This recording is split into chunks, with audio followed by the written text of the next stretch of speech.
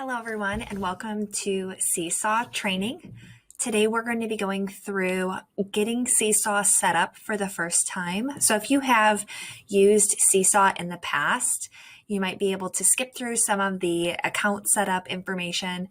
Then once we start getting into creating classes in Seesaw, you'll definitely want to pay attention to those things, especially now that we have rosters available for Google Classroom. This is really just a quick introduction to Seesaw, and there's so much more that we're going to be able to do over the course of this next year. So keep in mind that we'll continue to provide professional development on this tool as we evaluate it in your classrooms. If you've got any questions, you can always reach out to the Connected Learning team. You can work with us on projects, or if you want to collaborate on an activity for students, please reach out to our team. So let's get started. As I mentioned, we're going to look at first logging into your account. So this is how do I sign up, or if I've already signed up, how do I log into my account?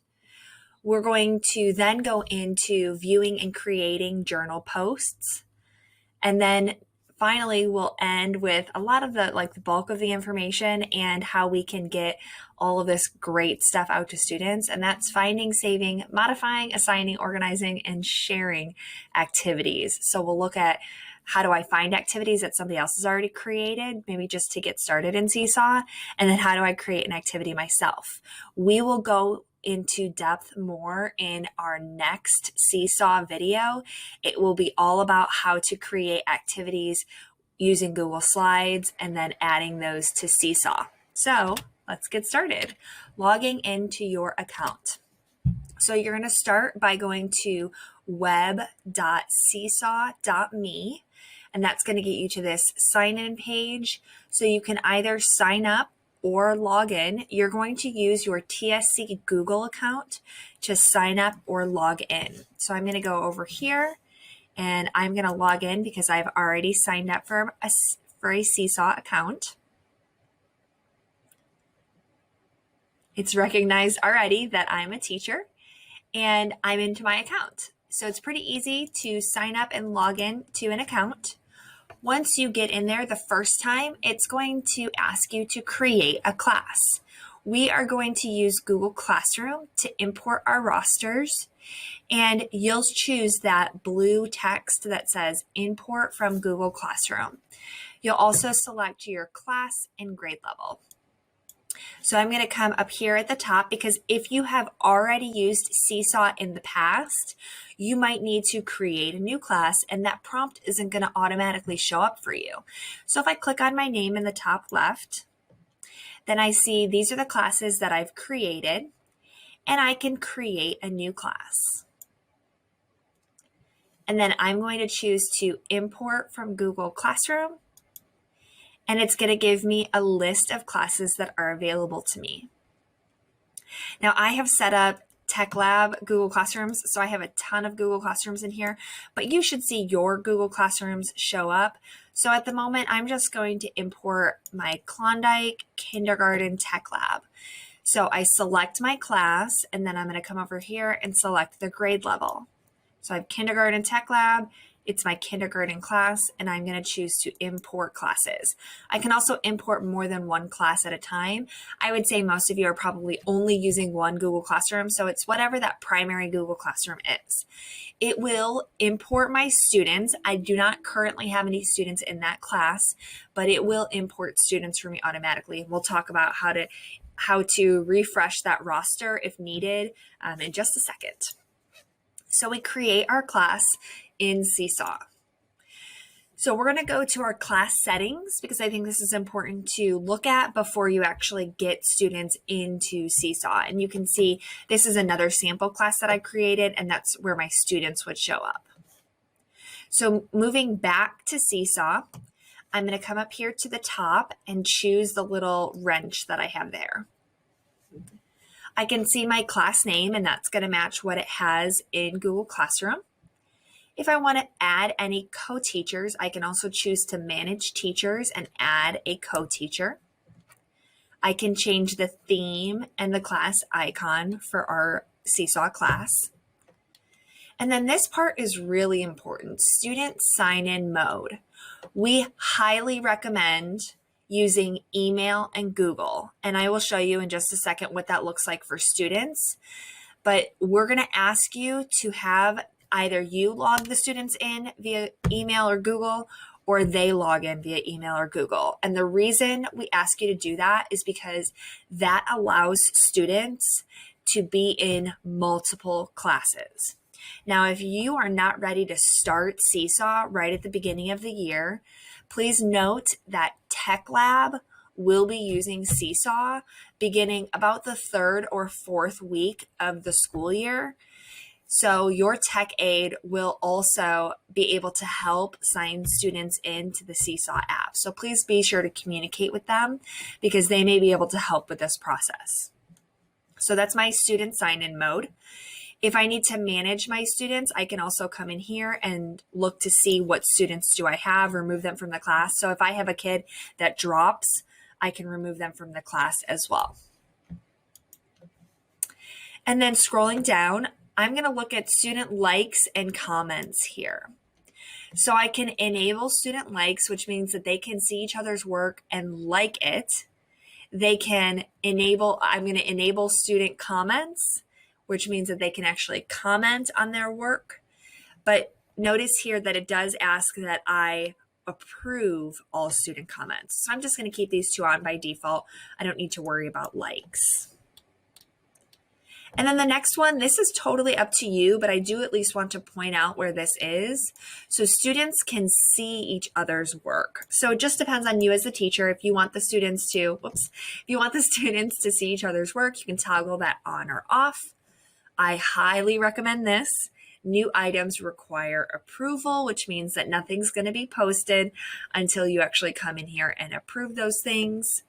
Allowing students to edit their items. Enable sample student, that's going to be enabled, which is very convenient for you as the teacher. We will talk more later in the year about family access, so we don't have to worry about that. Same thing with the class blog. And then you can continue to scroll down and look at each of these items. All the way at the bottom, right here, it says import from Google Classroom. So as my roster is updated, so when you first create that class, it's going to bring in all of your students. If your roster is updated, so if you get a new student, you can choose this import from Google Classroom and it will refresh that roster and add those new students into your Seesaw classroom. So that's where you're going to add new students is import from Google Classroom and it will automatically add those students. For students to log into Seesaw, when they get to the Seesaw app, they're going to open up that Seesaw app. It is available in the app portal for students. They're going to tap I'm a student, and they're going to choose email or Google account, and then sign in with Google, this bar right here. When they do this sign in with Google, they will need to know their TSC email address, so username at tscstudents.net, and their password.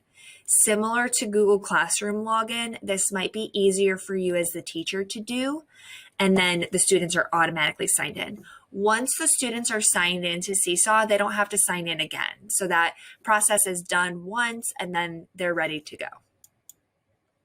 So now let's look at creating and viewing journal posts.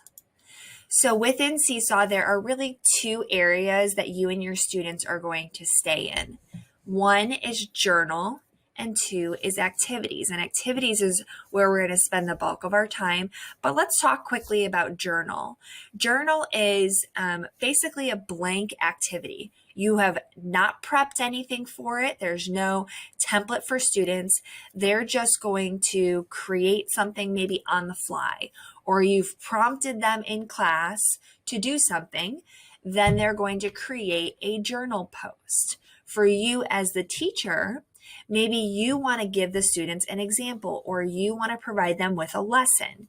You can create a journal post as well. And students, I do want to mention this because we don't have any screenshots of this in our slideshow, but this view of Seesaw on the web is going to be the exact same as what the students will see when they get to their iPads. So it looks the exact same.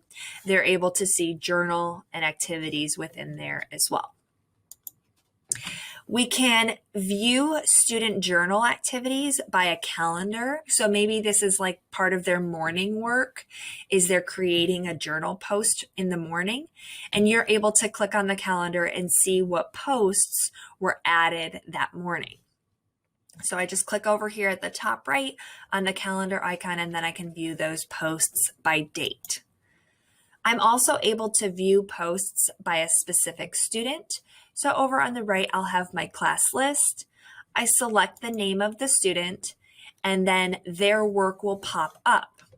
The bottom left-hand corner of their work, I can like and comment on that work right there. I'm also able to post student work as the teacher. So it's going to say post student work, but this also means just I'm posting a journal entry as the teacher. When I post student work, it's going to give me options to add content to that. I can take a picture, drawing, video, I can upload something, make a note, or add a link. When a student adds to their journal, you as the teacher, if you remember when we were in our settings area, we opted to keep that we had to approve student posts, and that's where these approvals are going to come through. So you're going to see this red line here, and you're going to be able to review any student posts before posting them to the class journal.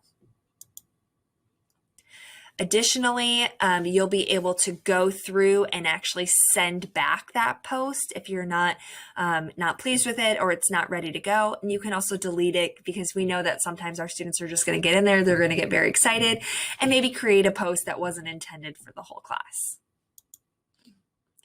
If there's an exemplar post, or you as the teacher create a post and you want to keep it at the top of your class journal, you're able to click the three dots and actually pin to the top of your class journal, which means that as soon as students come in, they're going to see this top post.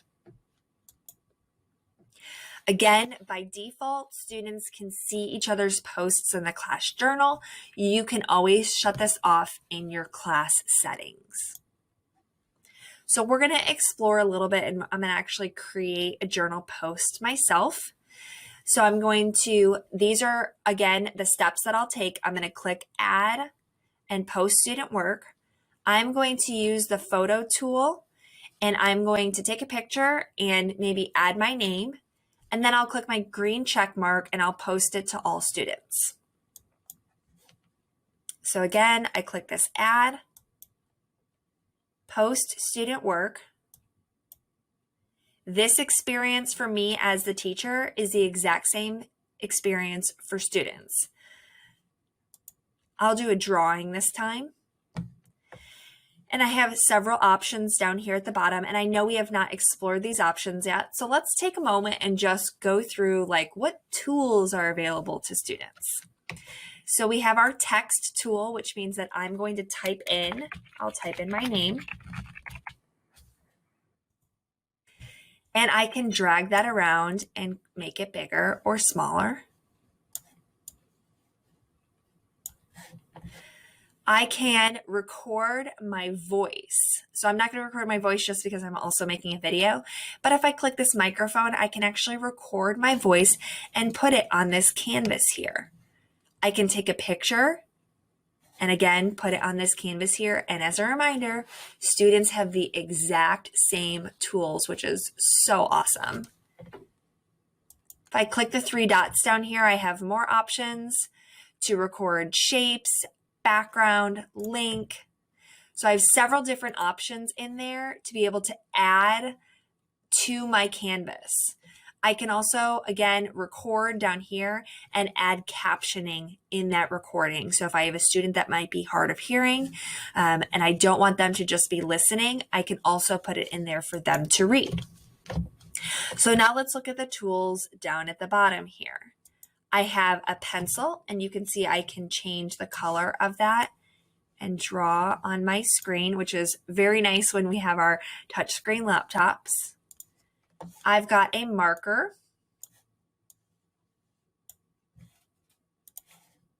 Next, we have a highlighter, and you can see that the highlighter is still going to show what's behind that text. So maybe I have like a little reading passage or a sentence for the students, and I want them to highlight the action verb, then they can actually highlight over that sentence. Here's kind of a like neon magic marker. And if I select any of these twice, it will actually allow me to change the size. So that marker doesn't need to be really thin, it can be thicker. And then I've got, of course, my eraser, which is going to allow me to erase. Again, all these tools students have on their iPads as well. Let's go ahead and add a shape too. So I've got a few different shapes in here. I'll add a heart. And on that heart, I can change the color of it. I can make it bigger or smaller.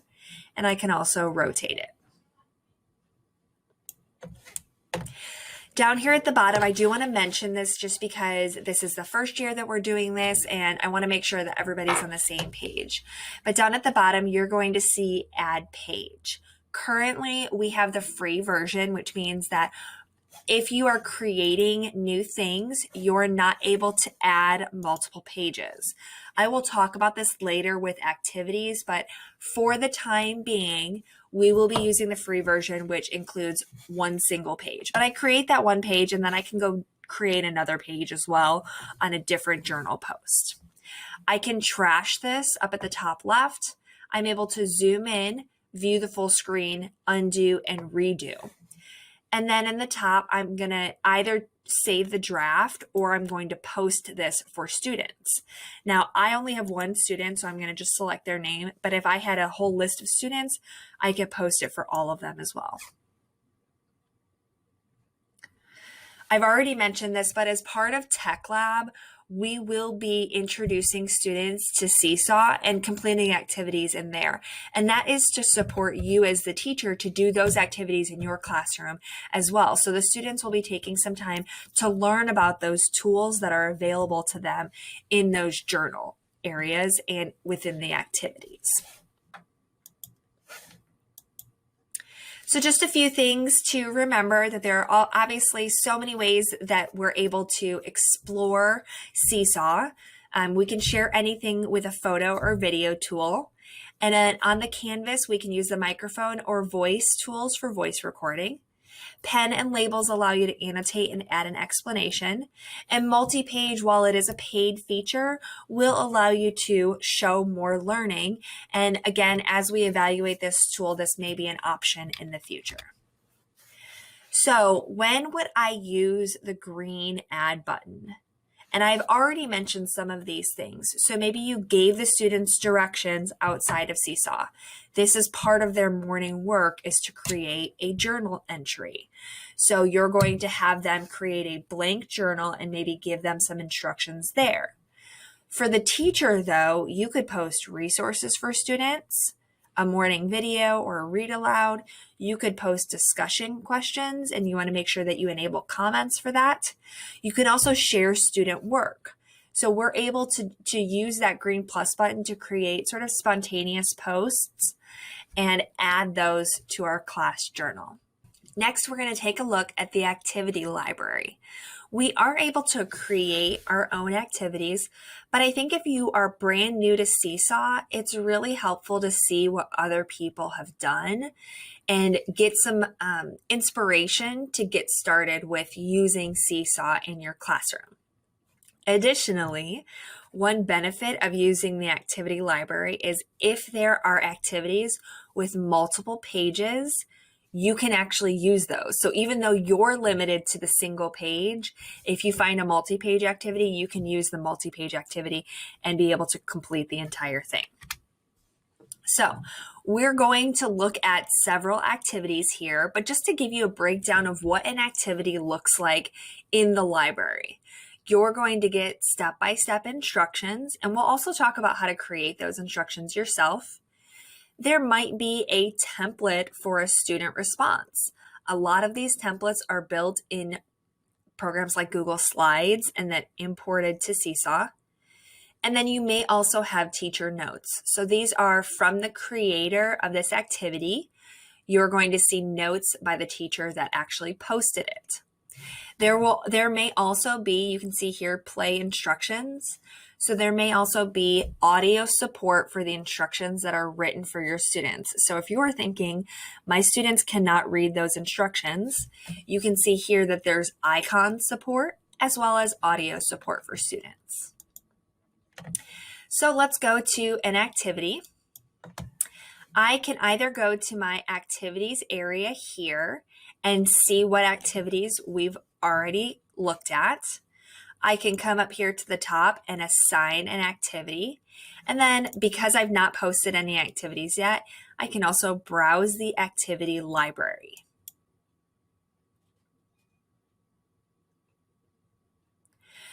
So along the top, I'm going to see community, which is going to show me activities. Remember when we signed up for our account and we created our class, I put that I was kindergarten.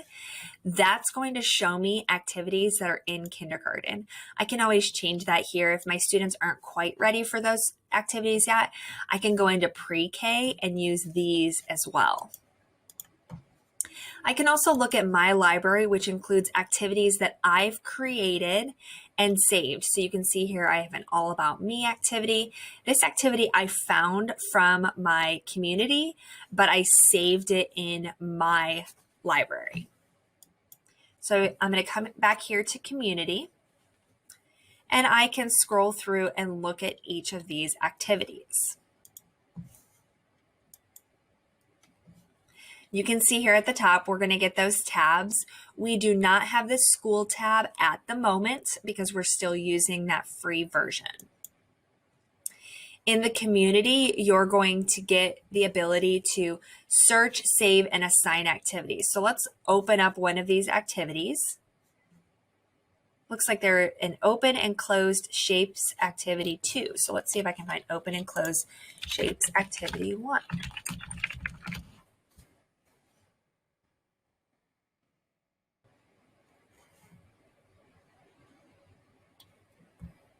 That's all right. I'll do shapes activity 2. So I can see here, here's a little slide of, these are the slides within the activity. Okay. And if I keep going, oh, here's our learning intentions, success criteria. Here's the tasks. So it looks like for this one, students are going to be using other tools outside of Seesaw to maybe take some pictures. So this looks like a great activity. Maybe I'm ready to assign it, or maybe I just want to save this activity. So I'm going to put a little heart up there, and it's going to be added to my library. So I'm going to come back to my library, and I have an activity that I've already saved. So I'm going to look at this subtraction fireflies. I'll reopen this activity, and you can see here that this has templates in it for the students. These are the directions. It does not have any audio directions, but I can always add those if I want to. And I'm ready to assign this. So I'm going to choose assign, and I'm going to assign it to my kindergarten class. I can also assign it to specific students within that class. I can schedule the activity to go out at a certain time, or I'm just going to choose assign to class. Fantastic. So let's go ahead and view that activity on our tech lab. So again, I come into my class. Here's our journal posts that we've been looking at. And then if I choose activities, this is where I'm going to see the activities that are available. You can see here that I have 0 responses. Nobody's waiting for approval, and nobody has responded, or there are no not responded. That's because I don't have any students in here. I'm going to actually complete this activity as a student, but you would see in here if you've got any students that you need to actually approve those posts. So again, this is just walking you through assigning that to a class. If I need to edit the activity, I did not show you this in our library, but if I click the three dots at the bottom, I can also copy the activity and edit it myself. So I'm able to edit those multi-page activities. Now let's look at taking this activity and giving it to students. Because yes, we're going to be using Seesaw with our students, but we're also still using Google Classroom with those students. Google Classroom is still the hub where we're sending students to begin their day, and all of the activities that we'll do will live in Google Classroom. Some of those activities may include Seesaw.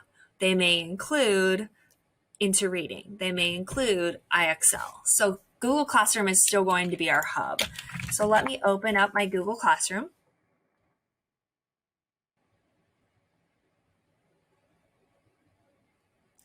And we're going to find that Klondike kindergarten class that I've been working in. And then I've got that Seesaw activity ready. So down here at the bottom right, I'm going to click the three dots and I'm going to choose to Get Student Link. When I do that, I'll just copy it. And then I come into Classroom and I'm going to paste it. So I'm adding a link. And I'm going to do, I'll just call this Seesaw activity. I can add any directions here if I'd like to. I'm going to make this ungraded. I am going to give it a due date though. We'll say August 6th, and I'll add it in my topic here.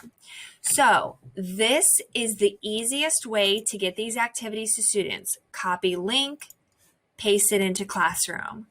When your students open their iPads, launch Google Classroom, and click on that activity will actually launch the Seesaw app, so the students will be able to get to Seesaw and complete the activity easily. So I'm just going to choose Assign, and it will then assign that to students right underneath my week 3 topic here. And then as students are completing that activity, it's going to show up in Seesaw for me. So when the students open Seesaw, again, reminding you that Seesaw is going to look like this for the students as well, they're going to click this Add Response. And you can see in the directions right here, click Add Response. Whoops. Since I'm the teacher, I choose sample student. The students won't have to do this. And then here's this activity. So you can see this is an awesome activity. And I want to just like a quick rundown of how did the teacher create this activity? Because I think as we progress in Seesaw, this is going to become really valuable for us. So this background, the blue, this jar here, this line with the number sentence on it, are all part of a background that was probably created using Google Slides. These guys and these guys are, it looks like are text boxes or pictures. So I can just add a text box or I can add a picture. These are pictures that the teacher has added, and that's how you add manipulatives. We have done a little bit of this in Google Slides previously. It's the same idea in Seesaw. Over here on the right, you can see that this is a multi-page activity. For this one, the students are just clicking and dragging each of the items over, right? But we could also have the students maybe use their marker and add the number here. Or maybe they're going to draw. So they can easily interact with this and then go through the pages. When they're done, they can either save the draft if they're not totally done yet, or click that check mark to turn it in to you as the teacher. And then as the teacher, if it was a student that was actually completing it, I would approve this work. Since it's a sample student, it's already going to be approved. And then I'm able to like or comment and review that student's work. So for this one, well, the student only completed the first one.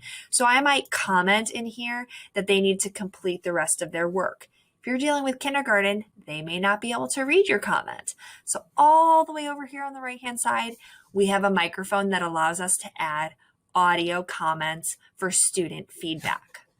Once your students start creating those responses and turning them in, they're going to show up as little tiles down here at the bottom, and you're able to actually peek in on what the students are doing. As you can see here, we've got students that have not responded, but once they respond, then you'll see those responses come through. And just a few other things to remind you of. Browsing the community library is going to give you a really good idea of what sort of tasks are possible in Seesaw. So I highly recommend spending some time in there and begin thinking about, these are the activities that I like. I want to know how to build this sort of activity. If you like an activity, just click that little heart so you can save it to your library. And think about what kind of experience do you want your students to have, and how are activities different than journals, and how might you apply those things in your own classroom? So in part 4, we're going to take a quick tour of creating your own activity, because there are some parts that we have not looked at yet, things that would be different than creating a journal post. Some of them will be very similar to creating a journal post, but we want you to see what it looks like creating an activity from scratch. I am going to preface this with, I will be providing more information about, again, Google Slides and Seesaw and creating those activities together. So today's activity is just going to be very simple. I'm going to add a little bit of information in there, but I want you to see what parts you'll maybe have to include in creating that activity. So the first thing we'll do is we'll go to My Library, and we'll choose Create New Activity. So there will be a plus button there, Create New Activity. So if I come back to my Seesaw, I'm going to come to either come to Activities or plus Assign Activity. I'll get to My Library, which has all the things that I've looked at. I've got some collections down here, which we'll talk about in just a second. And I'm going to choose Create New Activity. The next thing, once I create that new activity, is I'm going to actually add directions for my students. So you can see there I have a name that I might add, and then student directions. I will tell you, there is a super awesome resource document that we have made available on our website and in Incident IQ that gives you the shortcuts to add these beautiful icons to your activity, which I think is so valuable for students. So we're able to add icons to those directions so that they see those things. Now, some of these icons might just be emojis. And as a reminder, if you click your Windows key and the period on your keyboard, you can add emojis. But some of them are specific to Seesaw. So I will be sharing with you this document that shows students, these are the activities that these are the icons that the students would see, and these are the shortcuts for you to type. So let me just show you how that works. So if I go here to an activity, and I'm just going to call this Summer Test Activity. If I come up here to the top, the first thing I want the students to do is add a response. So looking back at my options here, it looks like if I just do add, that's going to give the add a response button. The next thing I want the students to do is create a drawing. I'll choose that drawing. And then finally, I want the students to turn it in. So of course, I'm not adding anything besides just my icons. You can add more information there. And then here's where I can also add voice instructions. So I could record my voice reading these things. Add a response, create your drawing, turn it into your teacher. I can also add multimedia instructions or an example, which means that I could actually show my students what I want them to do. So maybe I'm going to show them that it's a drawing, and I want them to create a heart.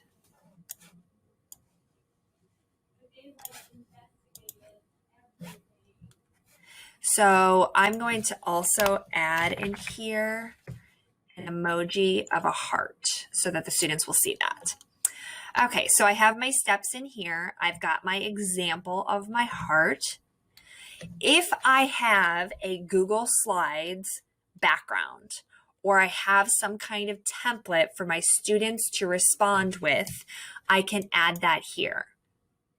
So it might be that I'm adding a background. So it's just the background. Think of it very similar to Jamboard.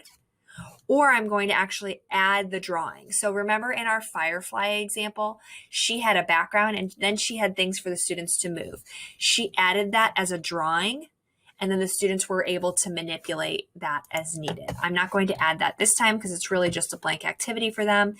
If there are going to be any teacher notes, so this is helpful if I'm going to be sharing this outside of my classroom, I can add those here as well. So I'll just click Save. And now I see my activity, and you can see my little icon showed up there. Add, draw, heart, check. Super easy, right? So easy to add those icons. So again, maybe take this sheet and print it out and put it by your desk, like wherever you're going to be creating these activities, because this is so easy then to create multimodal directions for your students, which is really a great thing for them and for you. So let's go ahead and assign this to students. Again, I'm going to come down here. I'm going to choose my class and assign to class, and then I can view that activity. As a reminder, I now want to get this activity to my kids, right? I want it to automatically open so that the students see this activity. I can come down here, 3 dots, get link, copy, and then I'm going to throw that into Google Classroom. I'll add my link here. I like to make mine ungraded. Choose my due date, topic, boom, assign. It's ready for students. So that was less than a minute for me to get this Seesaw activity to the students, and it will open up on their iPad within the Seesaw app. And in just a few slides, we actually have a video showing how that works for students. So let's just review. Again, we can add multimedia instructions or an example for students to help them complete the activity. Again, we can upload supplemental information, record a demo video, attach materials that support the students as they complete that activity. Once we're ready, we can add a template for students as well. So we talked about that being like the Firefly example. That was a good template. Templates may also include graphic organizers, or maybe you took a photo and you want the students to annotate over it. You create a note so that the students have some questions in there, and so on. I assign that activity to my students. I copied the link and added it to Google Classroom. So let's see what this looks like then on the student end when they're in their iPad. So they go to Google Classroom, they choose the activity and your work, and then when they open the link, boom, it opens up automatically. So I know several of you used Google Slides last year, and usually with Google Slides, it would open the slides like almost in a preview, and then the students would have to choose the box with the arrow to actually open it in Google Slides. That is not the case for Seesaw. So Seesaw is going to open those links automatically in the app. So all I'm doing, the students are doing here, we'll let this video play one more time. They can, of course, add their response. They respond, and they're ready to go. So in Classroom, they choose the activity. And then I'm just clicking this link here. It opens the link. I choose add response, and then I complete my activity. So easy for students. I recommend that you pause the video now and go explore these things. So create a new activity, maybe do something like a getting to know you, something like that, and use all those steps that you just learned and those keyboard shortcuts for those icons to create an awesome activity for your students. We are going to move on to organizing activities because, as you can imagine, you're going to use Seesaw quite a bit this year, and your students are going to be able to do a lot of different activities in there, and it's really across all subjects. So how do we keep things organized so that next year you know what activities you liked or what activities you had for your math content and so on? So we are going to use something called collections to organize our activities in our library. As you remember, when we were in our own library, we saw a collections area all the way down at the bottom. We can create a new collection by just typing in a title and then clicking create. We can also organize the activities that aren't in a collection yet.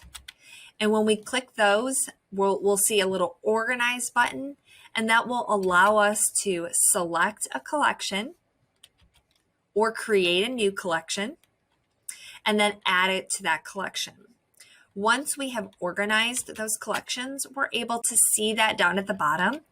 Click on those and it will show or display the collections that we have. So again, if you can think about long term, you have organized your collections and you want to go back and see what activities do I have for this collection.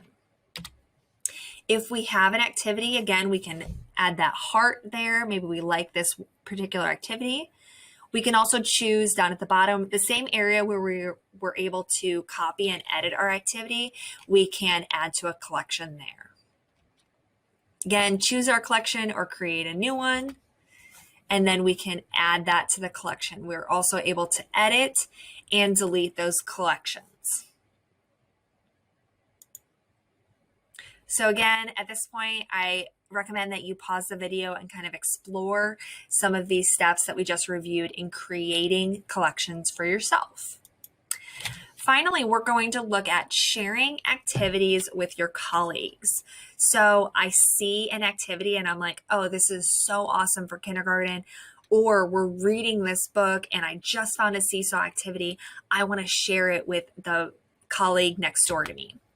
So in those three dots in the bottom right, again, we're going to see share activity all the way down at the bottom, share activity. When we choose that, it will give us the option to get a teacher link. We can just copy that and paste it in an email and send it to our colleagues. So today we learned about viewing and approving student work, posting to a class journal. We found, saved, created, and assigned activities. We organized activities into collections, and we shared activities. So this is just a little reflection for you. I would like for you to set a goal for one way that you can transform your instruction this year. So what is one activity that you might be able to do with Seesaw using Google Classroom and allowing your students to be maybe a little more creative in their responses? How do you see Seesaw being used in your classroom? Again, thank you so much for watching this video. We hope that you learned a lot of really awesome information. And as a reminder, we're going to continue to provide professional development on this tool all throughout the year. And we highly recommend that you reach out to our team if you've got any questions or you have maybe created an awesome activity. You can share those activities with me as well. And we're just really looking forward to seeing what you can do and what your students can do with Seesaw. Thank you.